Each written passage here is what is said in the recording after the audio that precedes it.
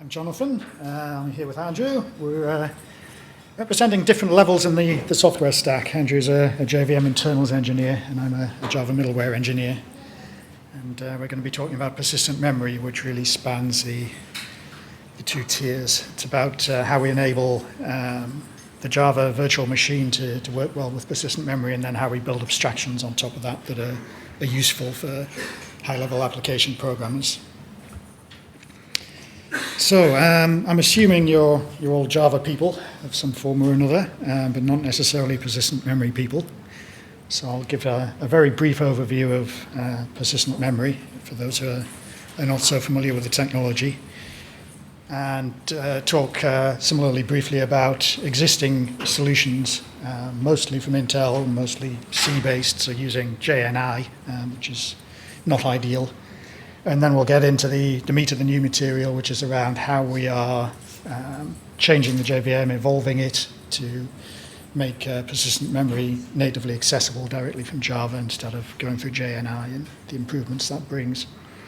And then we'll talk about the higher level abstractions we can then build on top of that new primitive. Once we have that capability in the JVM, we can start to build Java libraries that make use of it, and how we can test and tune those to get great performance from Java that's comparable to what you can get using C-based systems languages.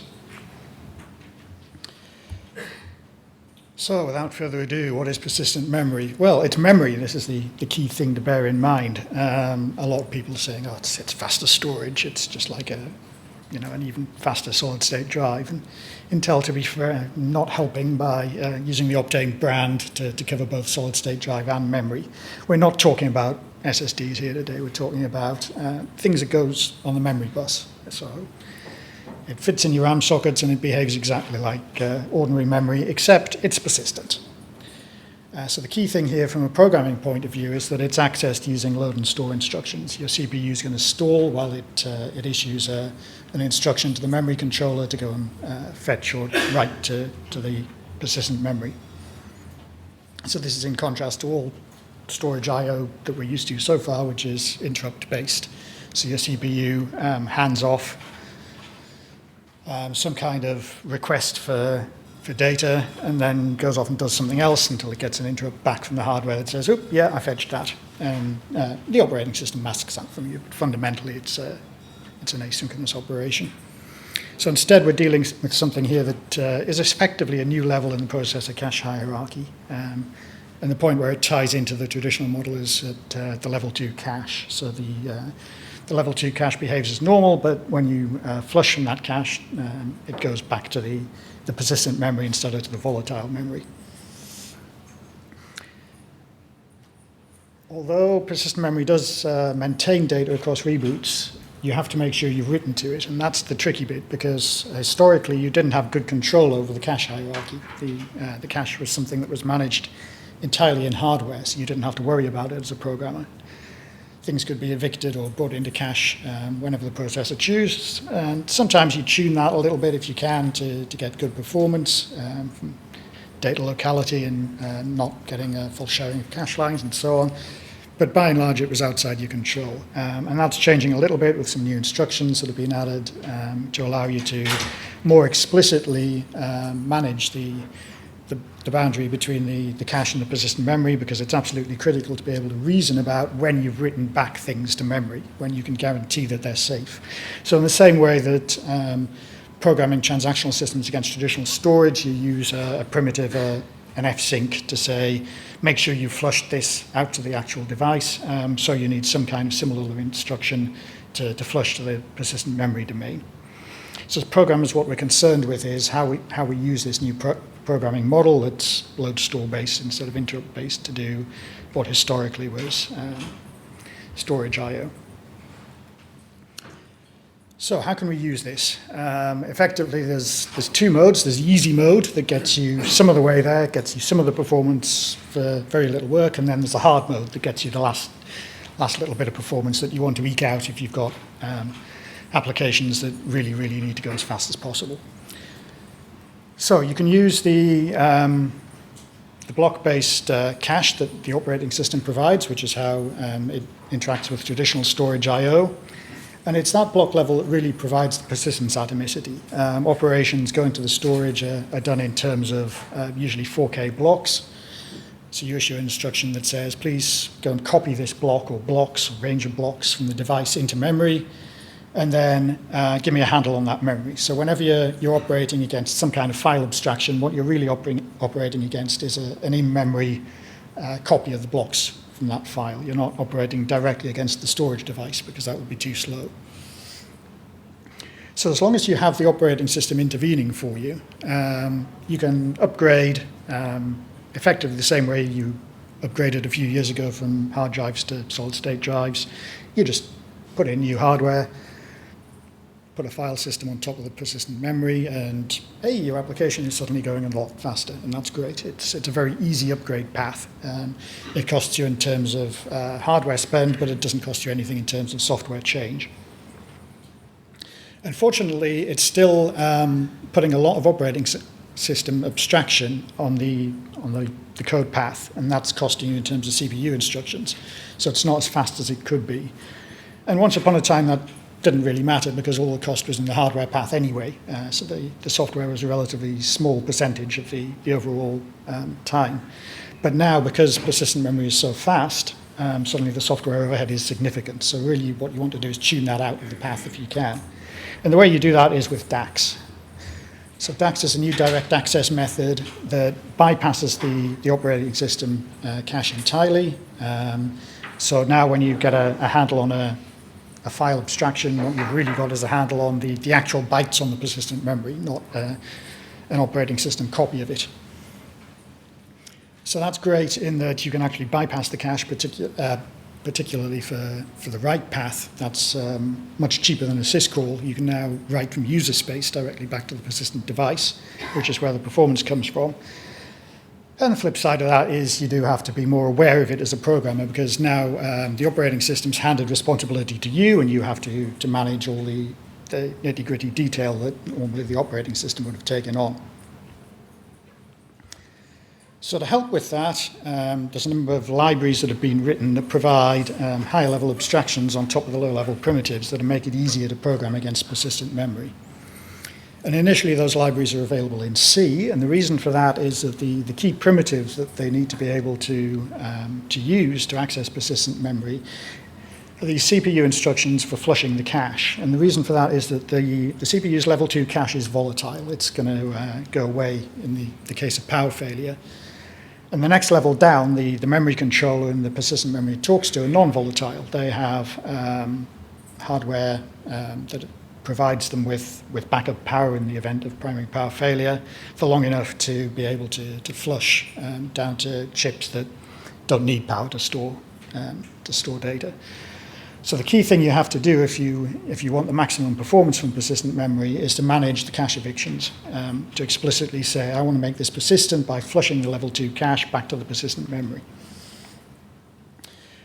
And the key issue we have as Java programmers is you can't write assembler from Java. So unlike system languages like C, where you can write inline assembly functions, the JVM masks that from you because it's platform portable.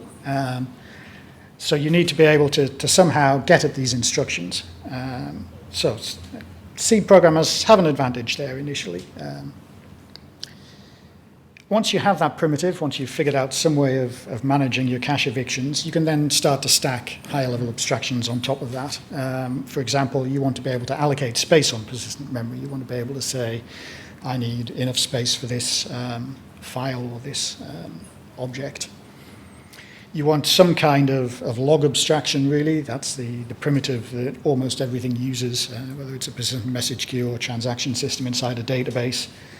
And you want to be able to tie those things together so that if you allocate persistent memory, you've automatically got a log of that operation, because otherwise you're going to leak memory in the event of power failures. And unlike a RAM leak, that leak is going to be persistent because it's persistent memory, so it's gone for good, and that's a big problem. So you need to be able to atomically allocate a chunk of memory and keep a handle on it somewhere in a log. And those kind of low-level concerns are the bit where the middleware comes in. You really want a third-party library, an open-source library that will do that off the shelf for you so that you can focus on the business logic and not get lost in the minutiae, the detail of these low-level operations. And once you've got that basic functionality, the mid-level components, you can start to build them into higher level abstractions, genuine persistent objects, so things that behave as far as possible like actual objects. They have fields and they have methods, but they also have a persistent life cycle. And of course, you can build collections of those as well, so you can have persistent hash maps or linked lists or whatever other abstraction you want.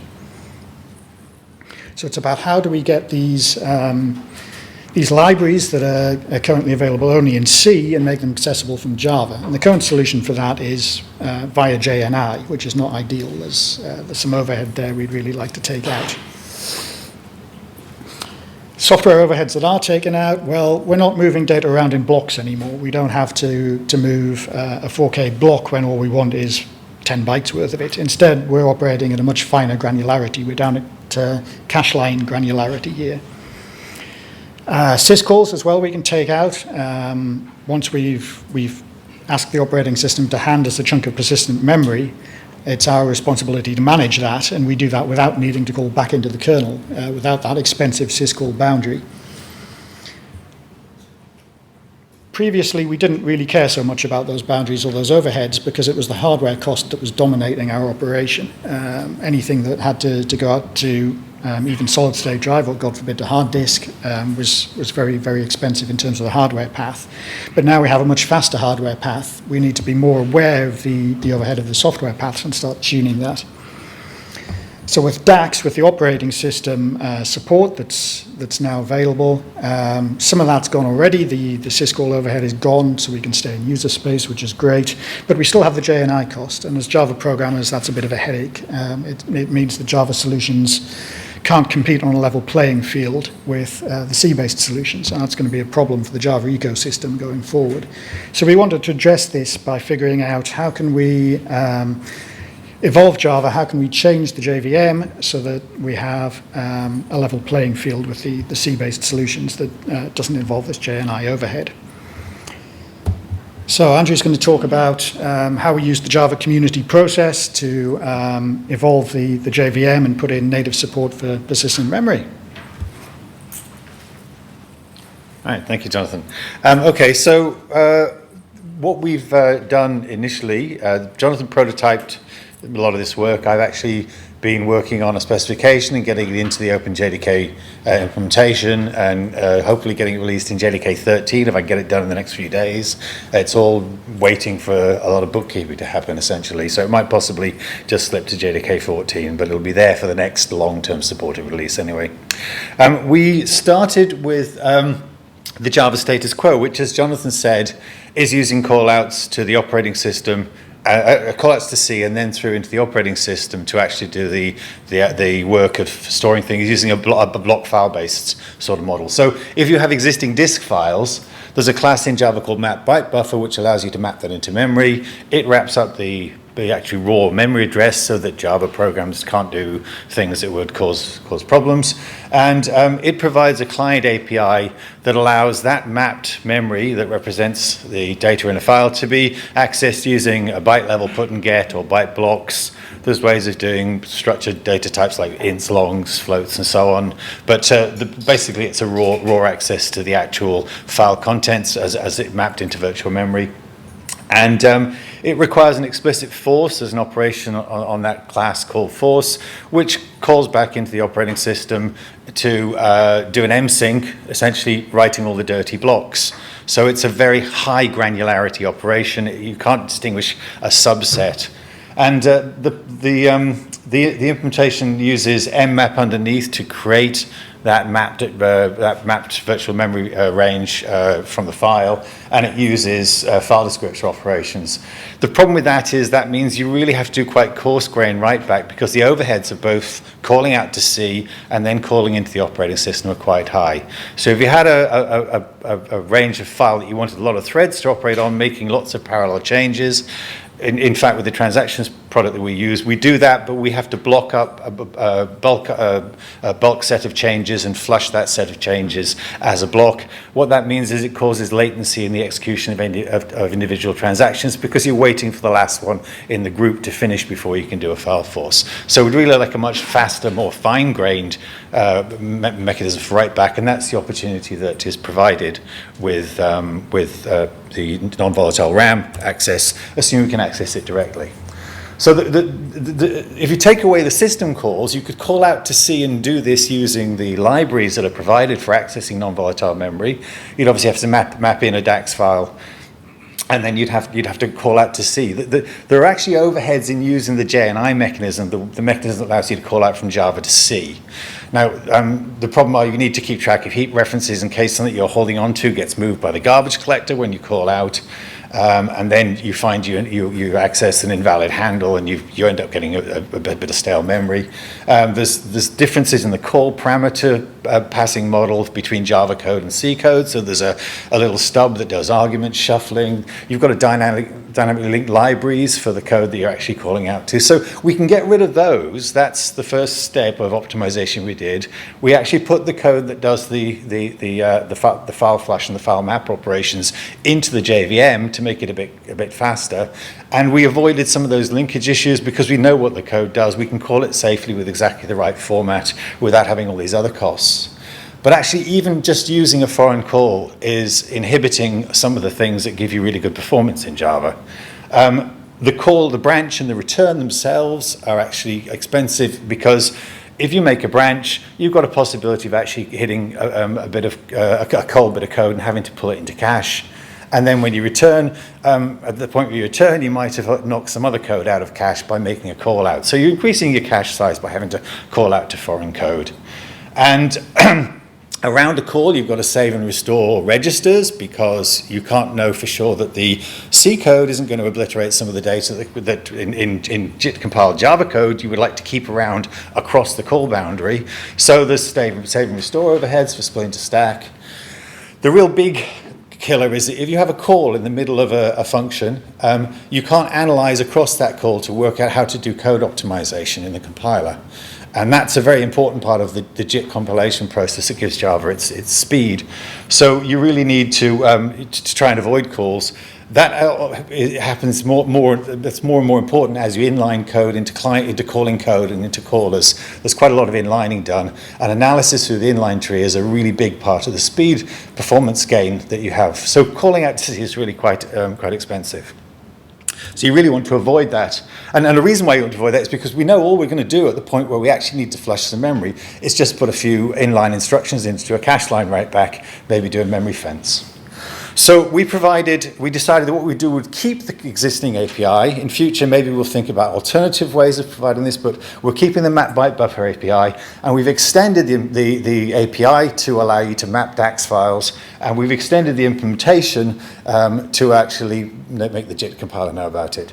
So in terms of the API changes, we've added a new map mode, which is a parameter that goes in when you map a file in. You might normally map it read-write or read-only. We've added a sync mode to that, so you can map a DAX file. And if you've opened a file channel and you're trying to map that file into memory, it should be on a DAX file system if you use this mode. You'll get an error if it's not. We've also changed the force operation, which is just a sledgehammer force everything, to allow you to specify a start offset into the byte buffer and a length. So you can just say, please map a portion of this byte buffer back to disk.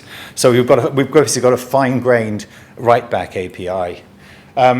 Obviously, that still works also on normal files as well as on DAX files. It just writes the relevant blocks. But with a DAX file system, you only have to write the cache lines. So we can do a much more targeted operation to make sure stuff is persisted back into memory and we know it's safe.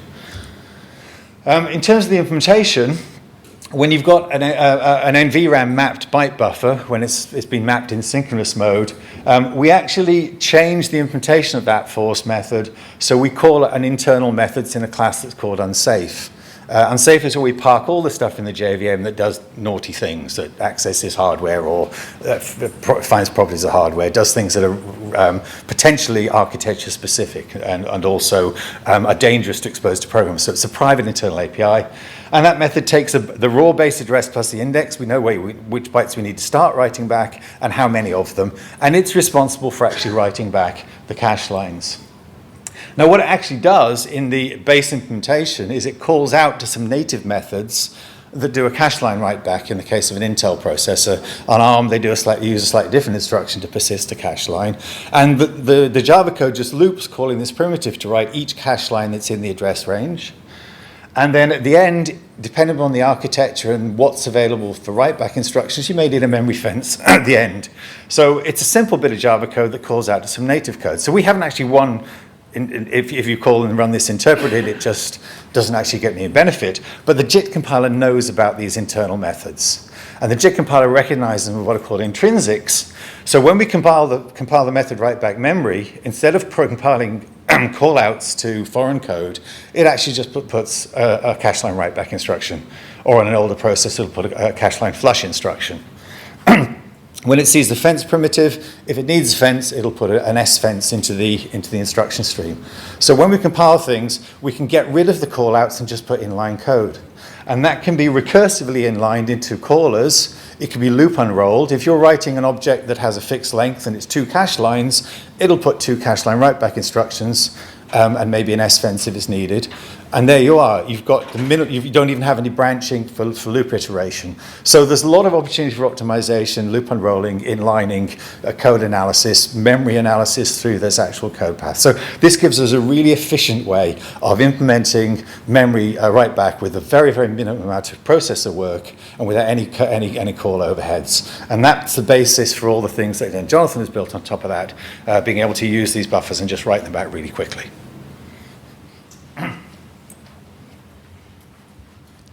Thanks. All right, so we've seen how Java's evolved to contain the low-level primitive we need for persistent memory, and that puts us on a level playing field with C as far as the capability to use persistent memory in a performant way is concerned. But it still leaves us lagging a little bit against C programmers because we don't have the high-level abstractions. We don't have the libraries that allow us to be more productive as programmers.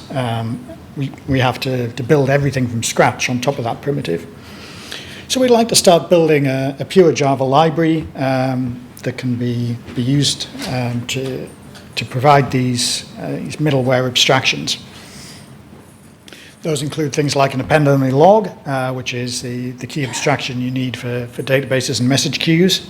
So right now I'm looking at our in-house messaging solution and data grid and data solutions across the middleware portfolio at Red Hat, but these are equally applicable to pretty much anywhere in the Java ecosystem that you need to ensure persistence of data by writing some kind of append-only record historically to disk, but now to persistent memory.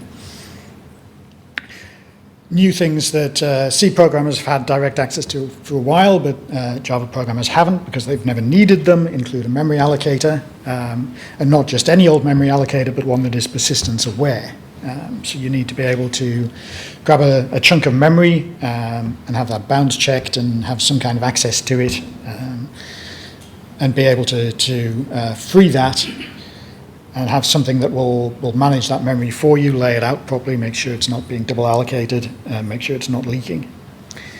So that means the memory allocator has to integrate with the log to be able to persistently record that a chunk of memory has been allocated in case you lose track of it. And similarly, free has to be logged because if you crash and then restore, you have to replay the log to get you back to a consistent state.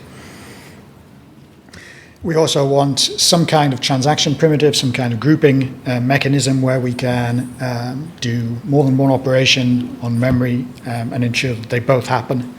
If we crash in between and only one of those operations happens, potentially we've got an inconsistent state. So we need some kind of begin-end delineation, and within that a set of operations that can be logged, put into the append-only log, and replayed at crash recovery time. Once we have those mid-level abstractions, we can start to build higher-level abstractions. We can start to build objects. So that's fields that are backed by persistent memory, but which behave in other respects just like a normal persistent object does, just like a normal volatile object does. And data structures that those objects can be put into. All the standard library things you would expect from Java, and indeed are only available in volatile form currently. So there's maybe an analogy here to the way that we have standard and concurrent libraries in Java. You have a normal list, but you also have a concurrent list that is much faster on processors. So it gives you the ability to make use of multiprocessor hardware. We need a similar thing for making use of persistent memory hardware. So let's have a look at an in-depth example and the challenge of something as seemingly simple as an append-only log. So the primitive we have available to us is a memory map, a map byte buffer that's just an array of bytes that we can put things into and get things out of. And what we want is an append-only log. And the tricky bit of building one from the other is that we only have 8-byte atomic persist. And the reason for that is that the hardware cache, the level 2 cache, can be evicted back to persistent memory at any time spontaneously by the hardware. If it's under cache pressure, it'll just pick a line at random and evict it. And when that happens, whatever state is in that cache line is made persistent, whether you want it to be or not. And if it's only partially updated, you potentially have an inconsistent partial state written back to persistent memory. The 8-byte bit comes in because obviously it won't flush a cache line while you're actually operating on it, and the largest single operation you can do without vector instructions is 8 bytes. So you can write an 8-byte atomic, and as long as it's aligned, you're guaranteed that 8 bytes is all going to get there. You're not going to get 7 bytes of it or 3 bytes of it. But there's no guarantee for, say, 16 bytes. There's just no way to do it on the hardware. So we've got a very, very cheap flush operation. That's the saving grace here. But it's not completely free, so we do still need to limit ourselves to only flushing things that have to be flushed. How can we address these problems? Well, we could checksum a log entry. So any log entry that's bigger than 8 bytes, we can calculate a checksum over it and write that checksum to the end of the record. And that way, at crash recovery time, when we read it back, if some of the cache lines spanning that entry were not written back, the checksum won't match, and we can detect that and treat it as the entire entry is invalid, rather than returning something that looks realistic, looks valid, but actually is nonsense because 8 bytes of it somewhere were not written properly. We could similarly use flags, so we could have a kind of header block somewhere that we update. So we write the entry and then we separately update the header to say, yes, that write is now complete and the entry is marked as valid. So that then costs us an extra flush because we need one for the entry itself and one for the header block for the flag. Similarly, there's some space overhead going on here. The checksums would take up space, or the flags would take up space. And one consequence of that is that the offsets within the map memory, the addresses no longer quite line up. The data isn't exactly where you think it is because there's padding in there or there's checksums in there that change the offsets. So we need a mapping to mask that address offset from the user. So the simplest possible API we can expose for an append-only log is, well, we need a constructor that takes a map byte buffer because the map byte buffer is the part of the standard library that understands how to work with persistent memory, so everything we build has to be stacked on top of that. We need a simple put operation to say append a byte buffer into the log, and we need some way to iterate it at recovery time to get back the entries we put in the log. So that's the cleanest, most minimal abstraction we can have for a log, and that nicely allows us to mask things like the address offsets because there's no way in that API to say access an entry at a particular offset. That's hidden from the user, so we can very easily add checksums or header blocks or whatever we like under that API, and they won't be seen.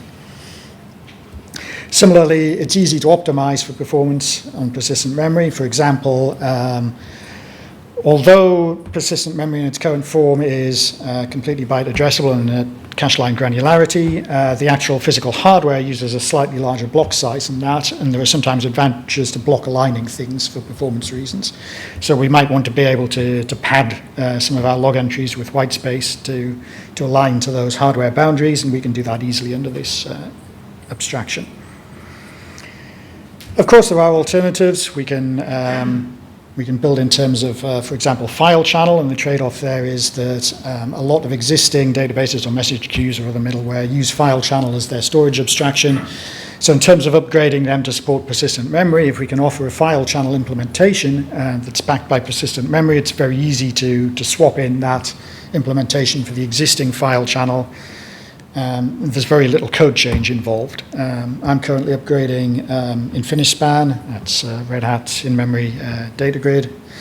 Its persistence uses file channel, and the code changes to support persistent memory, excluding the log abstraction, which is a separate component.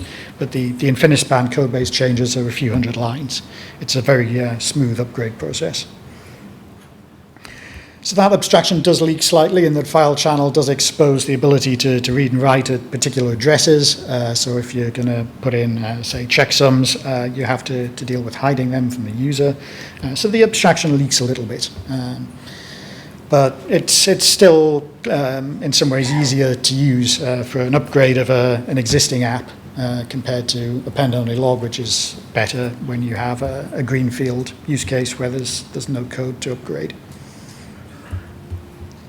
But once you've done the upgrade, you then have the problem, how do you test this? It's very, very tricky to figure out if it's working right, because pretty much any unit test is going to pass because the machine isn't crashing.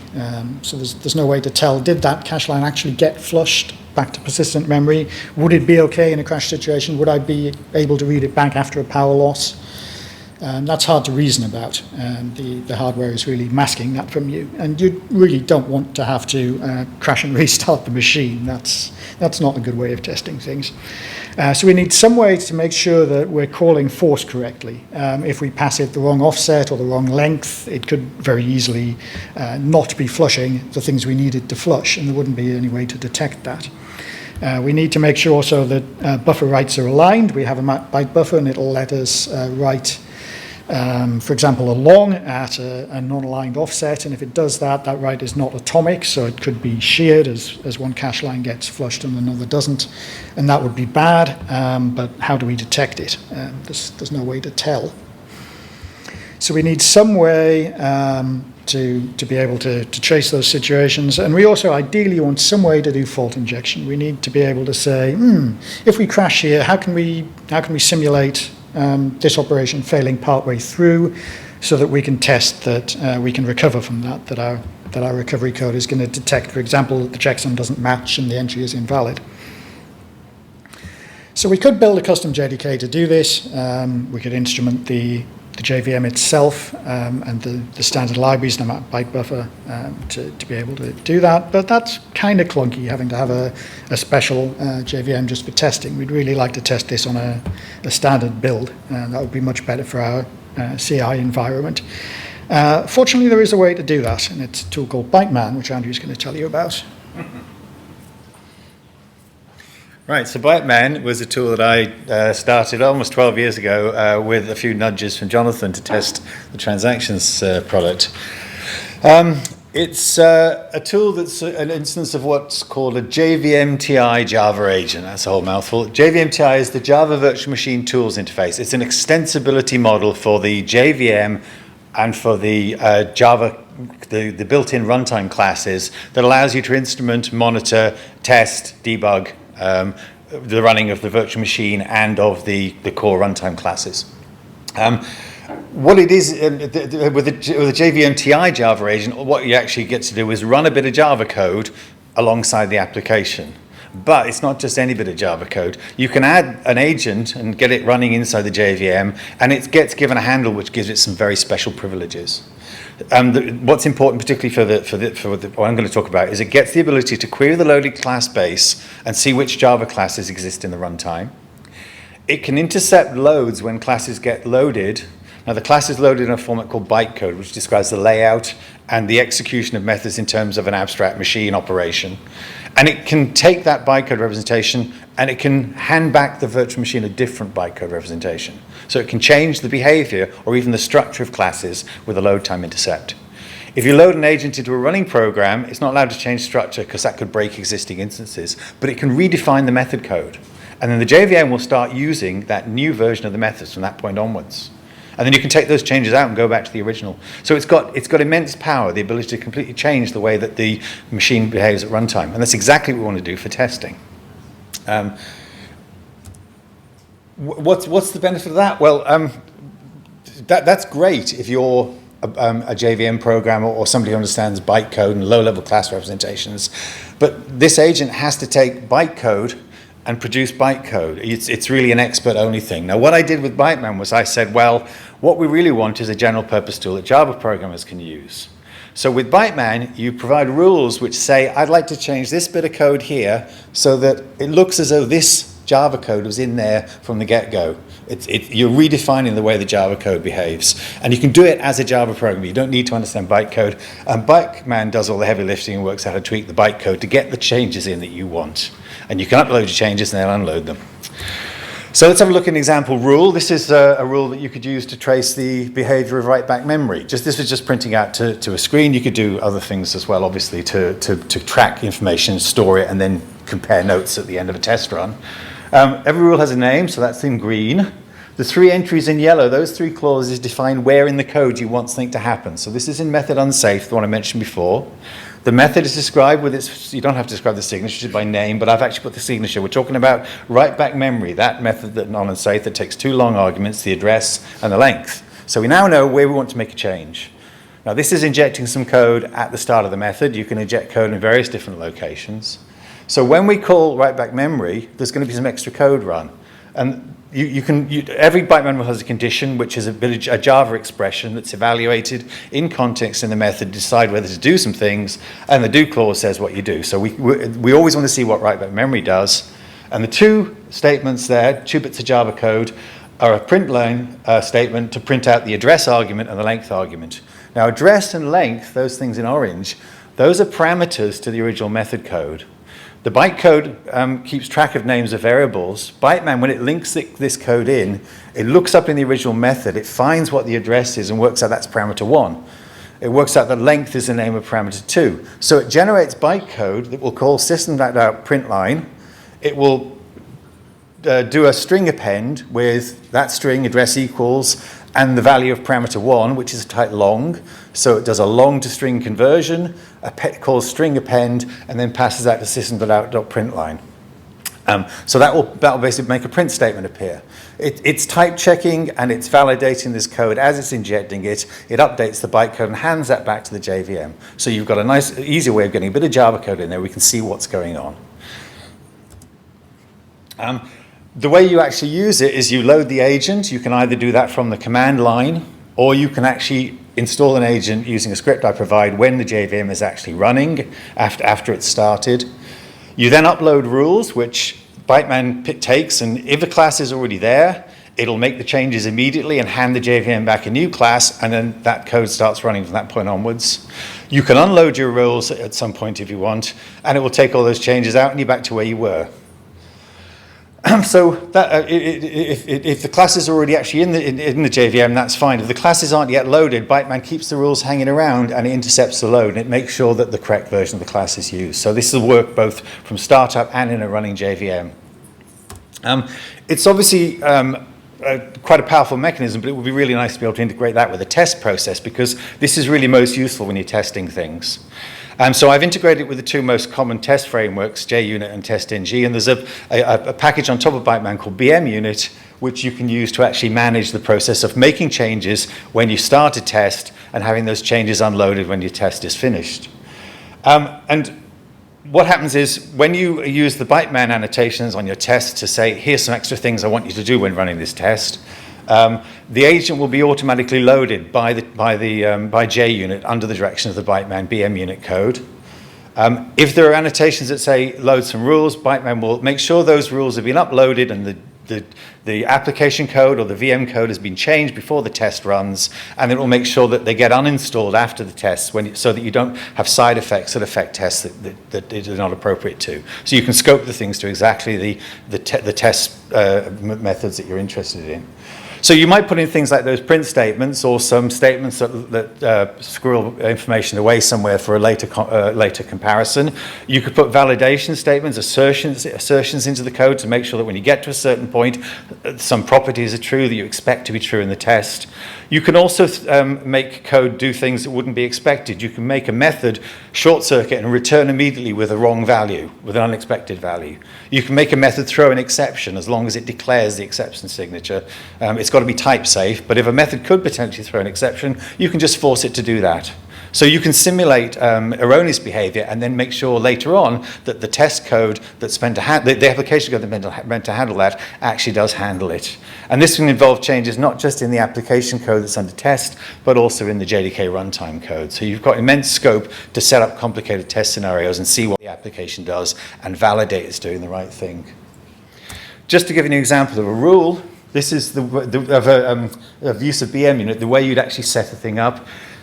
Here's a class called exercise pmem. It has a method in there called test write and flush. That's got the @test annotation. That's one of the JUnit annotations to say, here's a test method. So if you run that normally, it would just run the method. And the method would have to find whatever results it wants. But I've put on the class, I've put an @BM rule annotation, with Byteman annotation first of all, that says this is going to be a Byteman test, so make sure the age is in place. And JUnit knows about that, and it will make sure that Byteman is running. And then the first annotation is a rule annotation. That's the same rule as we had before. It's just doing it using Java annotations. It's got a name. We default the actual injection point to add entry, but it's specifying the class and the method. And there's an action there, which is a bit of text that represents the do clause. The condition is defaulting to true there. So you can put your rules in line on the test. If you want to load rules from a script, you can put a BM script annotation. Now those annotations are on the class, so they'll get loaded before any of the tests in the class are run, and then those rules will be unloaded. So that will be your boilerplate rules that apply to all tests. You can put annotations on an individual test method. So for example, on test write and flush, we might simulate an IO exception. Or we might do something else that causes an invalid result to be returned and see what happens. So you've got a lot of flexibility for controlling side effects that will either break things or monitor things, and you can make sure that the thing does exactly what you want for that specific test. And then you move on to the next test, and the next set of side effects are injected and so on. And then it's all unloaded at the end, you're back to where you are.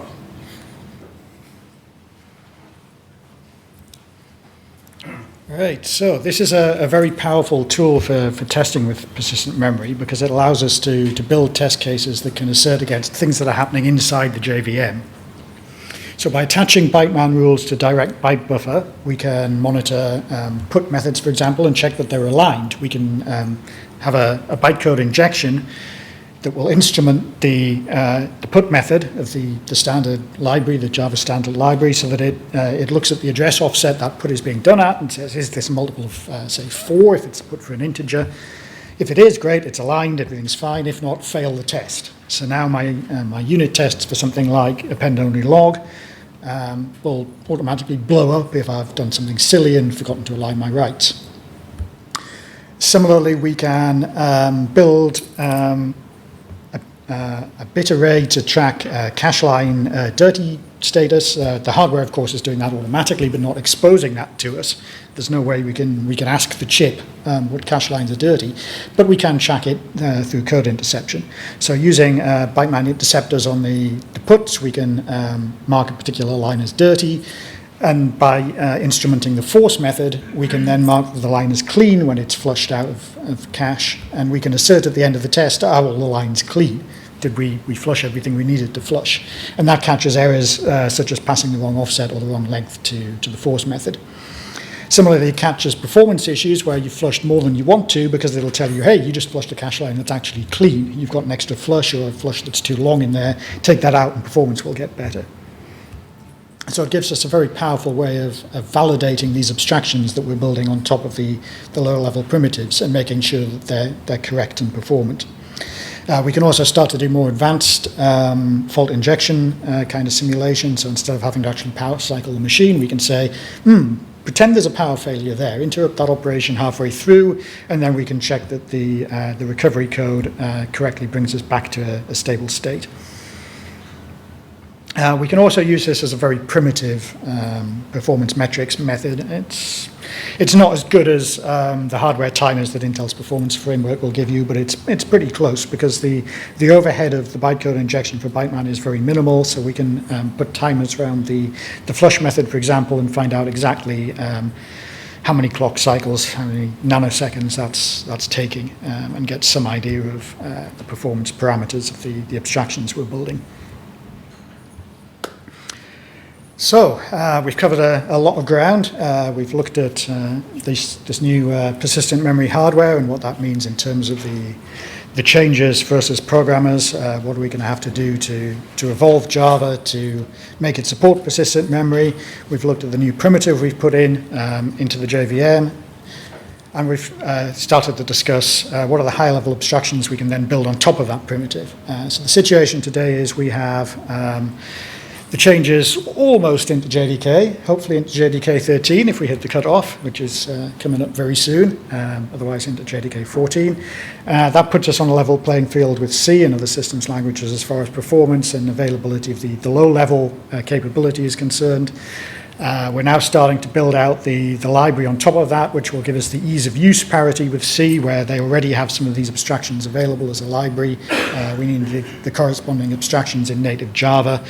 And at that point, it'll be a much more level playing field between do you want to work in Java because you've already got programs, you've already got know-how and an ecosystem around that, you can access persistent memory from Java, or do you want to go with C? There's no longer I'm forced to go with C because it's faster or because I simply can't use persistent memory from Java. So it's opening up the choices. All right, question time. The questions are going to work a little bit differently from usual. By all means, ask us things, but also I'd like to ask you things. And the reason for that is we're starting to build out this library, and we really need use cases. We've already identified several from our own product portfolio in terms of things like our messaging system, which needs very fast persistence for message queues, and that's going to be a file channel-based abstraction. But there are undoubtedly other use cases out there. So if you can see, wow, I'd really like this persistent memory stuff, but I need, say a persistent heap or some other data structure, let us know, please, because then we can prioritize that and focus on building those abstractions that the community will make use of in this open source library. Great, thank you very much. Questions, please? No? Okay, yes. Good presentation, guys. Got great depth of knowledge there. Thanks. So you said we could have a persistent object. We could declare an object that's persistent. Yes. And then we did that nice at the top of our object. Yeah. And as we change it, Yeah. don't worry about too much there. And then we would leverage that if the JVM crashes to restore it. You need some way to get back the object, yeah. And So, at the restore load time of the JVM, we have to say, okay, get everything Yeah. that's in this Yeah. spot and Yeah. reload it. you need some kind of root handle, some kind of bootstrap starting point, from which you then essentially chain objects, chain pointers. How essential is it that if you did that, it has to go back into the same JVM, so to speak?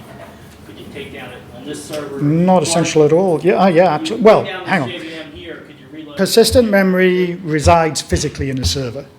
So, short of using file system level copies to copy the stuff to another machine, you want to be on the same physical server.